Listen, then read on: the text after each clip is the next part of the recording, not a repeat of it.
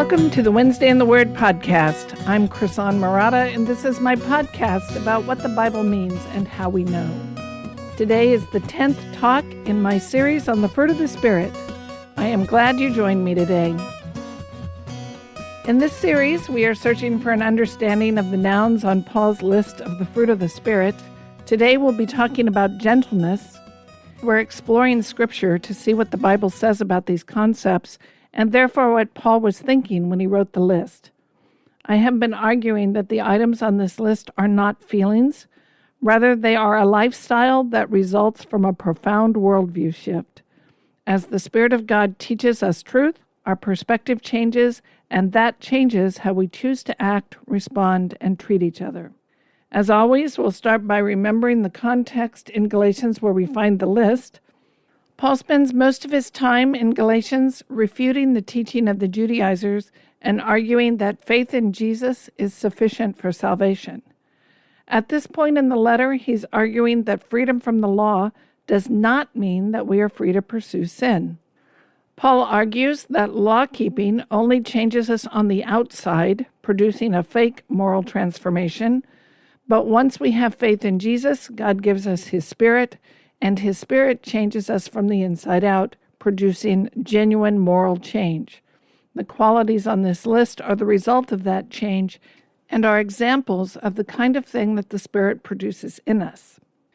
We have come to the fruit of the Spirit that both the English Standard Version of the Bible and the New American Standard Version translate as gentleness. This word is also translated as meek or meekness or lowly or lowliness. We don't have an English word that exactly captures the meaning of this Greek word. Because we don't have a one-to-one translation equivalent, this word is often misunderstood. If you've heard my teaching on the Beatitudes from the Gospel of Matthew, this concept of meekness or gentleness is going to be familiar to you. In the Beatitudes, Jesus says, "Blessed are the meek, for they shall inherit the earth," and that word meek is the same word as the one in our list. In fact, it was studying the Beatitudes that first challenged me to try to understand what this word means. To start us off, we're going to look at two passages from the Old Testament. And let me remind you, I'm not going to cover all the complexities of a word study. Paul and Jesus used this Greek word, but we have a Greek version of the Old Testament, and it is often useful to study the Hebrew word that this Greek word translates, and that's where we're going to start. We're going to start with Numbers 12. We'll be looking at a story about Moses, and let me first place this story in biblical history. God called Abraham, and that started the history of the Jewish people. God made certain promises to Abraham, which his son Isaac inherited. Isaac was the father of Jacob. Jacob inherited the promises, and he is later renamed Israel. Jacob had 12 sons, and those sons became the patriarchs of the 12 tribes of Israel, and the children of Israel become what we think of as the Jewish people. So after Abraham, Isaac, and Jacob, through a series of complicated events, the children of Israel ended up as slaves in the land of Egypt. Eventually, they cried out to God to rescue them from this slavery. God heard them and sent the prophet Moses to rescue them from Egypt. Moses was aided by his brother Aaron, who was a priest, and his sister Miriam, who was a prophetess. After they have left Egypt, at one point in their journey, Miriam and Aaron grow jealous of their brother, and that's the story we're going to read. This is Numbers chapter 12, verses 1 through 16.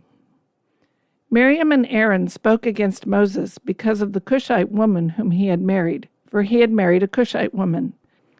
And they said, "Has the Lord indeed spoken only through Moses? Has he not spoken through us also?" And the Lord heard it. Now the man Moses was very meek, more than all the people who were on the face of the earth. And suddenly the Lord said to Moses and to Aaron and Miriam, "Come out, you three, to the tent of meeting." And the three of them came out. And the Lord came down in a pillar of cloud and stood at the entrance of the tent, and called Aaron and Miriam, and they both came forward. And he said, "Hear my words. If there is a prophet among you, I, the Lord, make myself known to him in a vision. I speak with him in a dream. Not so with my servant Moses. He is faithful in all my house. With him I speak mouth to mouth, clearly, and not in riddles, and he beholds the form of the Lord. Why then were you not afraid to speak against my servant Moses?" And the anger of the Lord was kindled against them, and he departed. When the cloud removed from over the tent, behold, Miriam was leprous, like snow.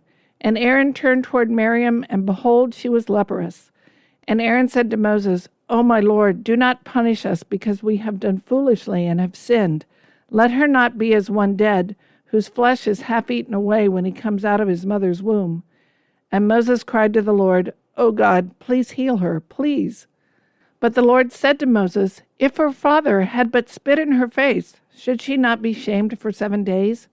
Let her be shut outside the camp 7 days, and after that she may be brought in again."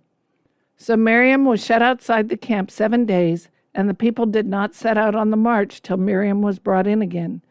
After that the people set out from Hazereth and camped in the wilderness of Paran. I'm not going to cover what's happening with Miriam in this story. I do have a podcast on that passage that looks at this story from Miriam's perspective, and I'll put a link to that in the blog post version of the podcast if you're interested.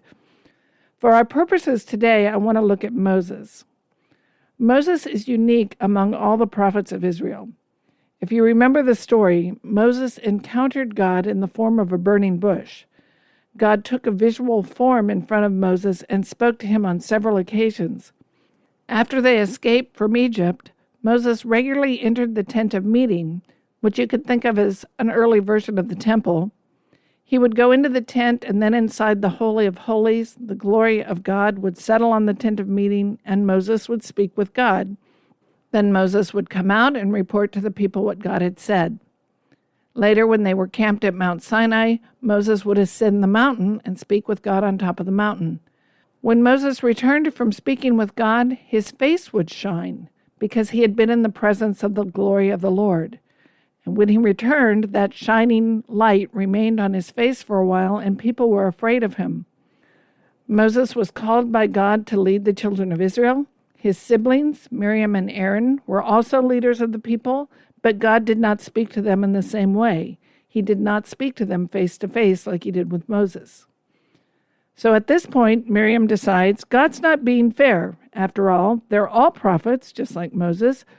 Miriam and Aaron are called by God. They lead the people too. They're just like Moses, maybe even a little better than their baby brother because, after all, Moses had this skeleton in his closet. He had married a non-Jewish woman. They didn't have any closet skeletons, and they want to be seen as equal to Moses. In other words, they're jealous and they're ambitious. They think they deserve an equal share of the respect and the honor that Moses has. Well, God responds promptly. God makes it very clear that Moses had a unique role.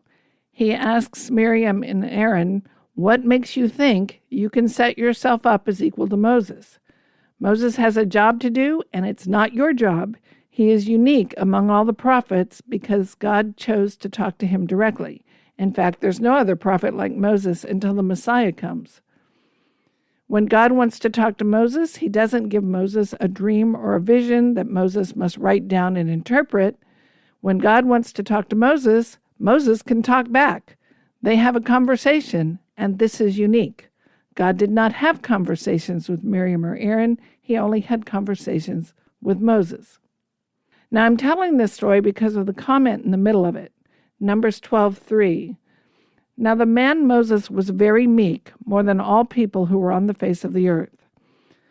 This word meek is the one we're concerned with. It's sometimes translated humble, sometimes it's translated gentle, sometimes it's lowly. But our English word gentle can be very misleading. It sort of implies somebody who's all soft and squishy, someone who wouldn't dare raise their voice or raise their eyes off the floor to make eye contact, that sort of thing.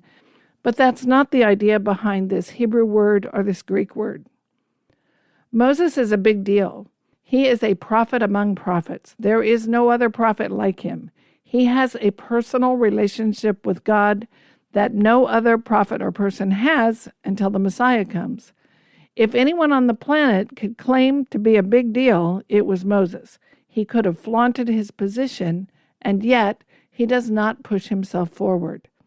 In fact, if you go back in Exodus, you'll learn that when God first called Moses and told him that he was giving Moses this leadership role, Moses declined.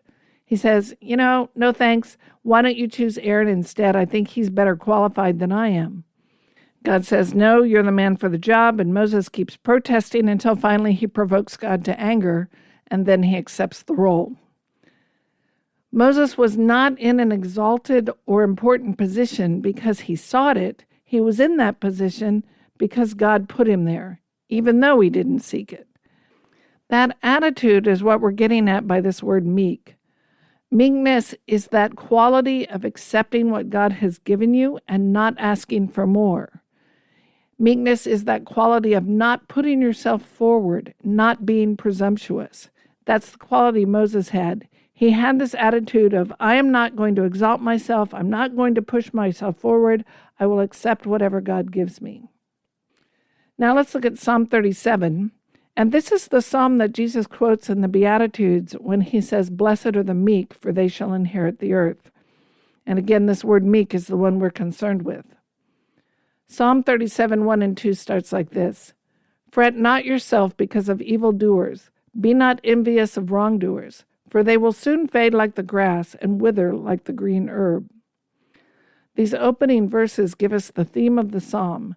Don't fret about the evildoers in this world, the people who reject God. Don't worry about them. Don't be jealous of them. Evildoers reject God and grab and take for what they want. They trample over those who trust in the Lord and take advantage of them. It may look like they're winning in the short term because they're taking advantage of those who trust God, but don't be fooled. When God's judgment comes, they will wither like the grass. And this psalm explores the difference between where we are now and where we will end up. Right now, it may look like the wicked are getting the better end of the deal, but those who trust God are the real winners. In the end, the wicked are going to disappear, and the righteous who trust God will be vindicated and live forever. Let's go on with the psalm. This is verses 3 through 6. Trust in the Lord and do good. Dwell in the land and befriend faithfulness. Delight yourself in the Lord, and he will give you the desires of your heart. Commit your way to the Lord. Trust in him, and he will act. He will bring forth your righteousness as the light and your justice as the noonday. So here's the flip side from the first two verses. Don't worry about the wicked who seem to be prospering. Instead, trust in the Lord. And notice the emphasis here is on how this story is going to turn out. Trust in the Lord. The time is coming when God will change the way things are. The Lord's going to bring justice, and those who trust him will be raised up, and those who have opposed him will be brought low. This theme that God will bring about this ironic inversion one day runs through both the Old and New Testaments, but it is especially common in the Psalms. We see this idea over and over again. Those who think they have everything the world has to offer are going to lose it. Those who seem to have little because they trust God are going to be given everything worth having. The truly important thing is where you're going to end up, not where you are right now. Let's look at 7 through 9. Be still before the Lord and wait patiently for him. Fret not yourself over the one who prospers in his way, over the man who carries out evil devices. Refrain from anger and forsake wrath. Fret not yourself, it tends only to evil. For the evildoers shall be cut off, but those who wait for the Lord shall inherit the land. In just a little while the wicked will be no more. Though you look carefully at his place, he will not be there. But the meek shall inherit the land and delight themselves in abundant peace. So you can see this theme emerging. The evildoers, those people who reject God and are selfishly ambitious, they are going to vanish. Right now, they're stealing, pushing, shoving, and trampling others to get what they want. They resort to evil devices to get their way. They grab and take what is not theirs. But, by contrast, the people of God rest and wait on the Lord. Now, this rest is not sleeping. This rest is acknowledging God is in control. This rest is refusing to break God's rules or to resort to evil to take something you want. It's saying, I refuse to trample you to get what I want. I refuse to steal or take something God has withheld from me, because I am confident that God knows what I truly need. God has promised to bless me and treat me well, and ultimately, I'm looking to the promise of his kingdom. Of course, the irony is the evildoers are going to vanish. They're going to be cut off.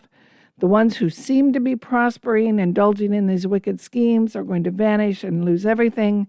But the one who waits for the Lord will find rest in the land. The guy who's scheming right now and is trying to grab up all the land around you on your left and right, he's not going to keep it. That land's not going to be his. It's not his inheritance, but it will be your inheritance if you trust in God.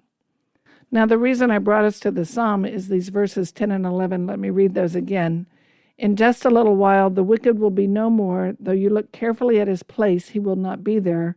And then verse 11, but the meek shall inherit the land and delight themselves in abundant peace. And here's that word we're looking at again. The humble, the meek, the gentle.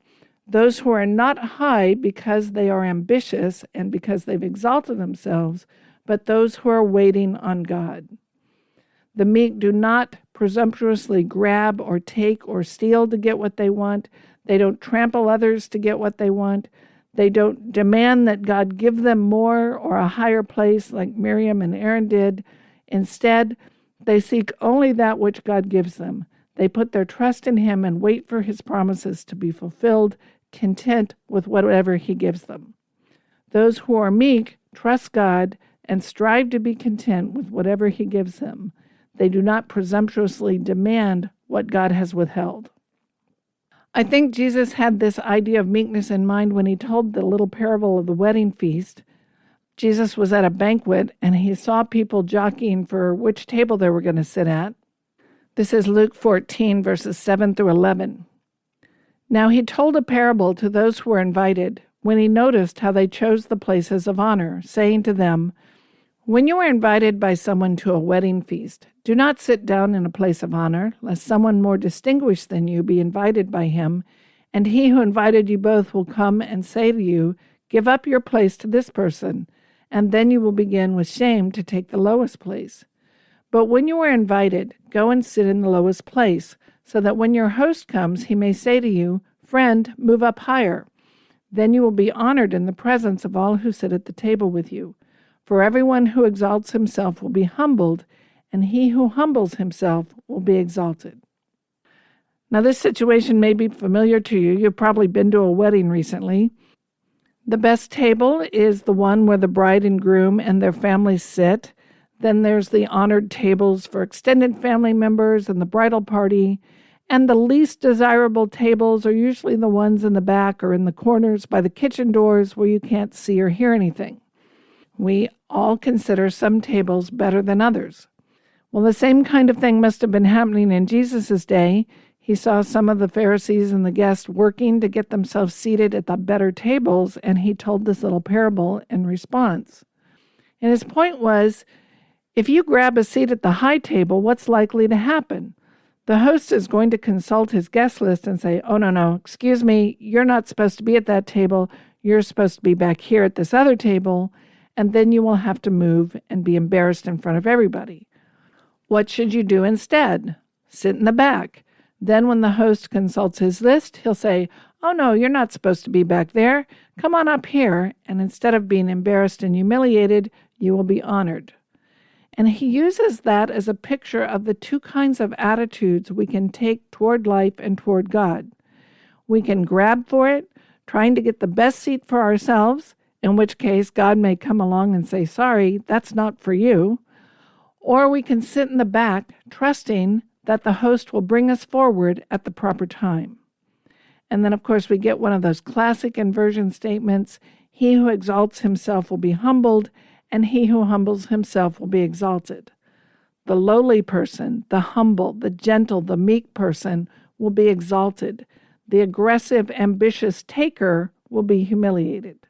So the person who has gentleness or meekness is this person who's willing to wait and trust God and see what comes his way. Jesus himself is an interesting model of this quality of gentleness or meekness. This is a story from when he entered Jerusalem right before the crucifixion. This is Matthew 21, verses 1 through 9.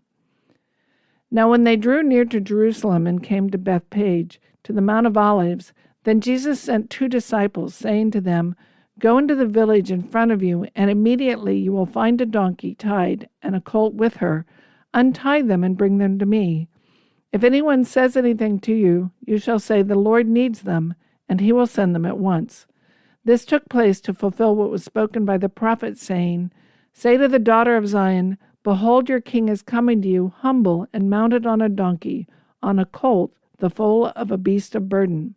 The disciples went and did as Jesus had directed them. They brought the donkey and the colt and put on them their cloaks, and he sat on them. Most of the crowd spread their cloaks on the road, and others cut branches from the trees and spread them on the road. And the crowds that went before him and that followed him were shouting, Hosanna to the Son of David! Blessed is he who comes in the name of the Lord! Hosanna in the highest! Picture what's going on here. This is the King. This is the Messiah.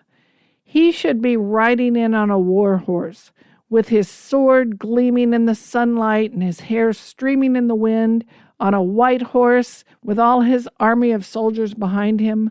But how is he entering Jerusalem? He's riding a beast of burden. He's not coming in a blaze of glory. He's riding a lowly donkey.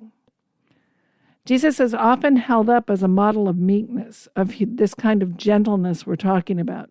But think about what he's doing in this situation. He is entering Jerusalem as the King, the long-awaited Messiah. He's not coming in humbly in the sense of people call out Hosanna and he says, Oh, no, I'm just a regular guy. You don't need to make a big deal out of me.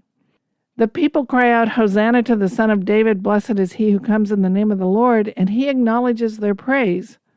In fact, Luke tells us that some of the Pharisees were outraged by the people shouting this, and they say to Jesus, Tell your disciples to be quiet. Listen to what they're shouting. Listen to what they're saying to you. Tell them to stop. This is Luke 19:39 and 40. And some of the Pharisees in the crowd said to him, Teacher, rebuke your disciples. He answered, I tell you, if these were silent, the very stones would cry out. Jesus responds, Look, it won't do any good for me to tell them to be quiet, because if they shut up, the very stones would cry out, Hosanna in the highest. That's how confident he is that he is the King. He is the long-awaited Messiah. He knows it. He acknowledges it. The crowds are right to shout his praise and proclaim him as the King of the world. Yet Jesus doesn't take this role before God gives it to him. He doesn't try to grab it in his timing. He doesn't try to shortcut the path that God asked him to walk. He doesn't shrink from the cross because he knows the cross is the path to his coronation. So in that sense, he is coming as a king who is meek, gentle, and humble. He doesn't deny that he's king. He's not making a big deal of himself. He doesn't put himself down. He doesn't hide from his role. He accepts everything God has given him in the timing God gives it. He humbly accepts and follows the plan of God. He waits and acts trusting God, accepting what God gives him. I think we see this even more clearly in another passage from Matthew. This is Matthew 11:28 through 30. Jesus is speaking here, and he says, Come to me, all who labor and are heavy laden, and I will give you rest. Take my yoke upon you and learn from me, for I am gentle and lowly in heart, and you will find rest for your souls. For my yoke is easy and my burden is light. And this word gentle is the word we're looking at again. He talks about becoming his disciple, and he says, Take my yoke upon you, learn from me, for I am gentle. Take my yoke upon you is the language of discipleship. He's making a really bold statement here. He says, Make me your teacher, make me your master, your Lord. That's the image of the yoke. The farmer puts a yoke on the oxen because he is their master. The yoke limits their freedom. The farmer puts on the yoke to keep the oxen together, to make it so they work together and they work for him and follow his commands. They are his servants. With the yoke on them, they must do the will of the farmer. The imagery of the yoke is the imagery of submission to a master. When Jesus says, Take my yoke upon yourself, he's saying, Submit to me. He's acknowledging, it is right for you to submit to me. I am your teacher. I am your king. I'm your master. You should take my yoke upon you. But why should you take his yoke, and what will you learn from him? Why can you trust him and submit yourself like that? Because he is lowly and humble of heart. He is not lowly in the sense that he's reluctant to call us to obey him.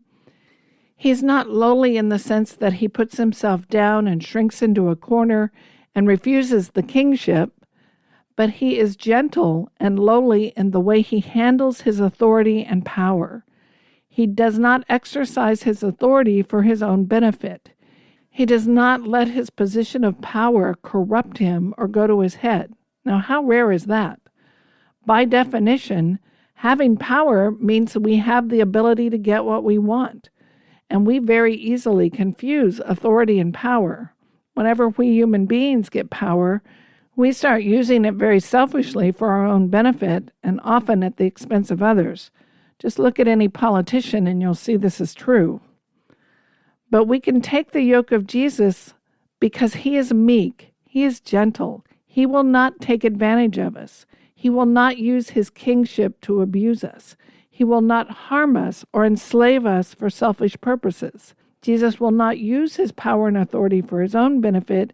Instead, he says he is gentle. He does only what God has called him to do. He tells us simply and truthfully, I am the Messiah, the King of Kings, who will rule on David's throne forever. I am your master. If you submit to me, you will find life. I'm not doing this for my sake. I'm doing it for your sake. If you take my yoke upon you, you will find rest for your souls. My yoke will not become a burden.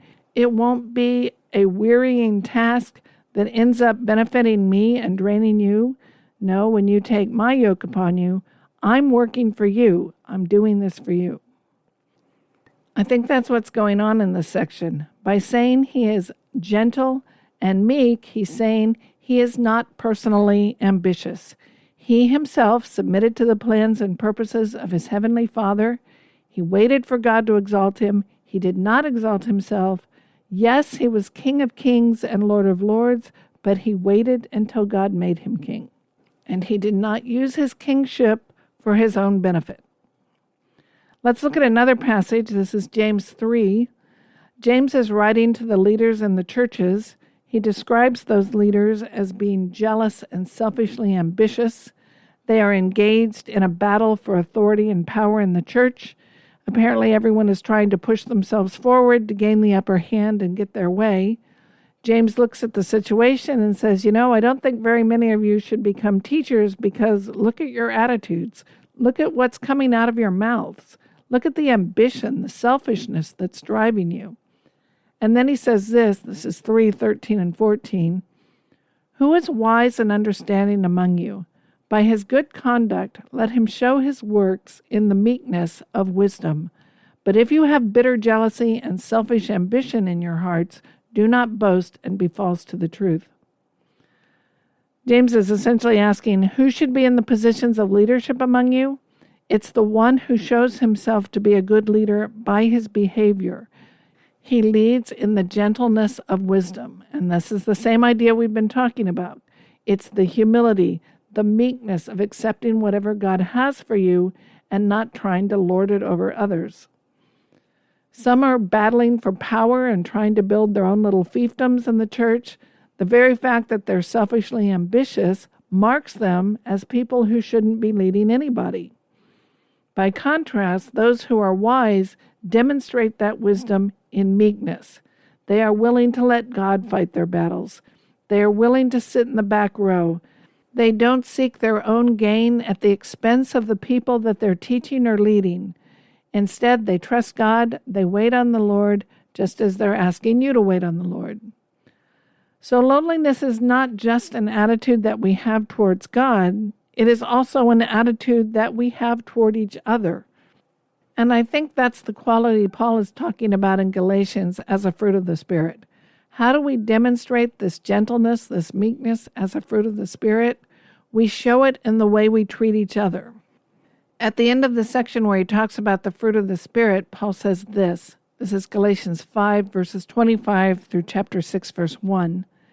If we live by the Spirit, let us also keep in step with the Spirit. Let us not become conceited, provoking one another, envying one another. Brothers, if anyone is caught in any transgression, you who are spiritual should restore him in a spirit of gentleness. Keep watch on yourself, lest you too be tempted. In 6:1, he uses the same word that we find on the list of the fruit of the Spirit. Restore him in a spirit of gentleness.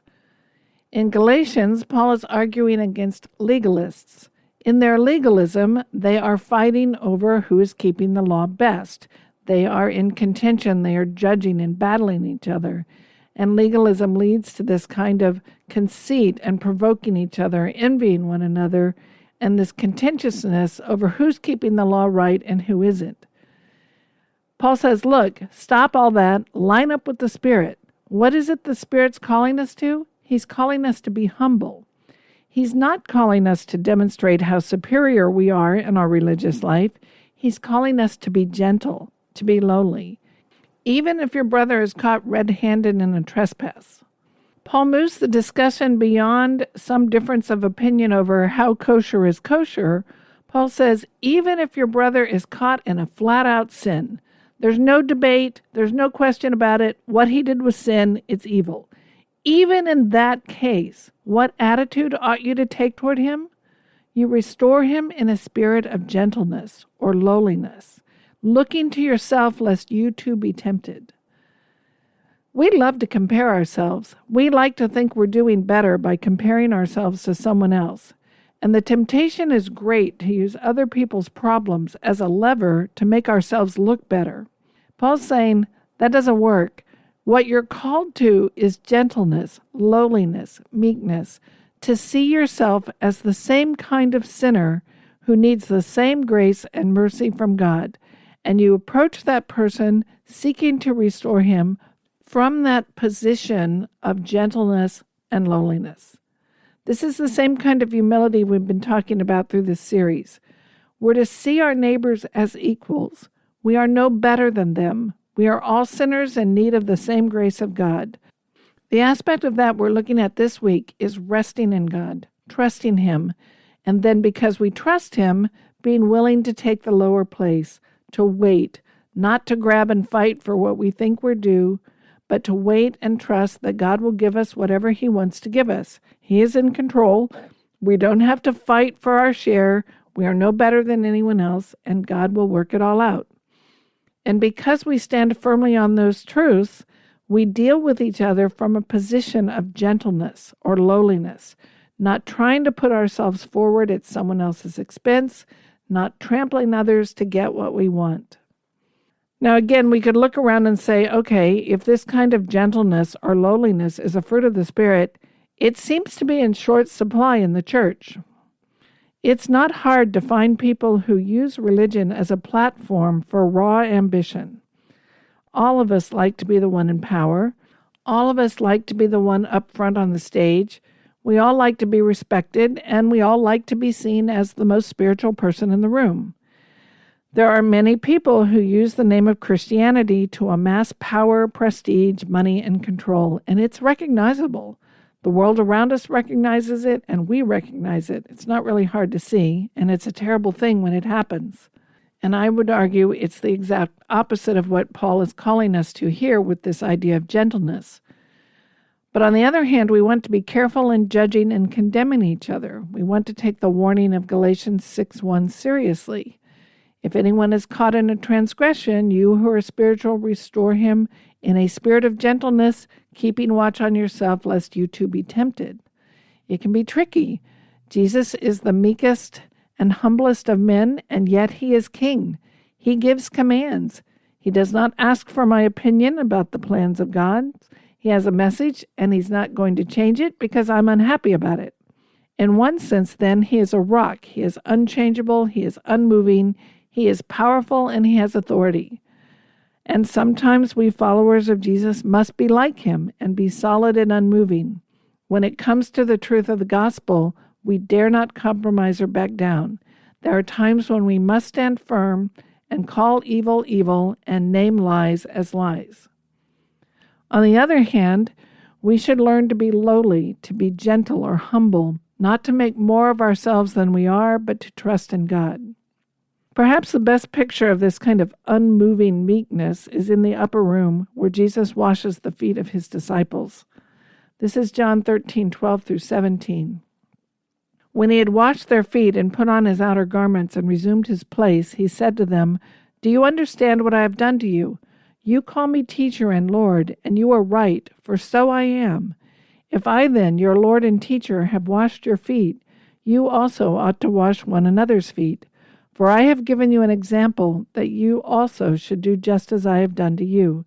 Truly, truly, I say to you, a servant is not greater than his master, nor is the messenger greater than the one who sent him. If you know these things, blessed are you if you do them." Jesus takes the very humble job of one of the lowest household servants and washes the feet of his disciples. Then he says, "Do you know what I have done? Do you understand this? You call me teacher, and you're right. I am your teacher, and I am your Lord." I think what he's saying is, if we want to start measuring by position, power, and authority, I am the most exalted person in this room. I am your Lord and Master, and what have I done? I washed the dirt off your feet. What does that teach you? When you step into the role of apostle, how are you going to treat others? When I go to my Father and you become my apostles and hold the highest position of authority among my people, how are you going to handle that authority? Are you going to lord it over my followers, or are you going to take this attitude of the place of a servant, serving, teaching, and leading the church, understanding that you are to use what authority you have as a servant? And that's the line we all have to learn to walk. On the one hand, the Spirit of God teaches us to be meek, gentle people who are willing to trust God and serve others. And at the same time, we are followers of a great King who has taught us truth, and that truth is not negotiable. In one sense, we want to be among the lowliest of people, yet in another sense, we want to be prepared to stand up for what is right and true. We want to, metaphorically speaking, be prepared to cast the money changers out of the temple. We want to stand up for the truth, stand on the rock of the gospel, and not be knocked off. And yet, while we're standing on that rock, we know who we are. We know we are sinners in need of mercy. We know that even our Master served others, and that we are called to serve, not lord it over others. This seems to me to be an intrinsic implication of saving faith, and I think that's why it's one of the fruits of the Spirit. The Spirit of God teaches us what we believe and how to live like it's true. And one of the things he teaches us is we do not have to ambitiously put ourselves forward. We do not need to seek honor because God is going to exalt us. We are free to serve others because we have a Master whose burden is gentle and easy, and we know God will take care of us. We can take the low road because we know the God that we follow. You've been listening to the Wednesday in the Word podcast. My mission is to explain not only what a passage means, but how we figure it out. The blog post version of this podcast is at wednesdayintheword.com/fruit-spirit-gentleness. I don't accept any advertising on my website, nor do I ask for donations. Your subscriptions, ratings, and reviews are advertising for this show. But it really encourages me to hear from you. Please leave me a positive rating on your favorite podcast platform and drop me an email. But more importantly, tell a friend what you learned. And if you can, tell them where you learned it. My theme music is graciously provided by my friend and favorite musician, Reggie Coates. You can find his music on heartfeltmusic.org. If you want to find out more and hear previous episodes in this series, please go to wednesdayintheword.com. Thanks so much for listening today. I'm Chrisan Murata, and I'll see you next week at Wednesday in the Word.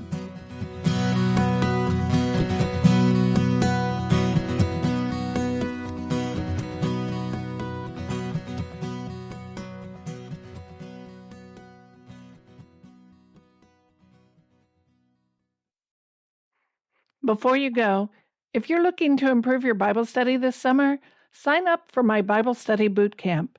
It's a free 7-day email course you can work through at the beach, on a road trip, or from your back porch.